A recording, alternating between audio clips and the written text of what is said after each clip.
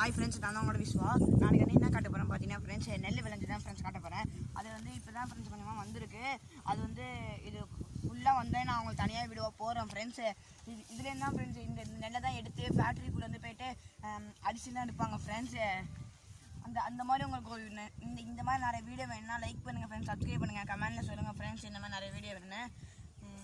அதுகிட்ட முந்திரி தோப்பு இருக்குது ஃப்ரெண்ட்ஸ், அதை நான் தனியாக போட்டிருந்தேன். இது வந்து எங்களோட வயல் தான் ஃப்ரெண்ட்ஸ். இந்த சைடு எங்களோட வயல் தான், இது எங்களோட வயல் தான் ஃப்ரெண்ட்ஸு. பார்த்துக்கோங்க. இதுவும் அந்த மாதிரி நெல் தான் ஃப்ரெண்ட்ஸு. இது இன்னும் வளையவே இல்லை ஃப்ரெண்ட்ஸ். இதான் அந்த பச்சையாக இருக்குது. இங்கே பாருங்கள்,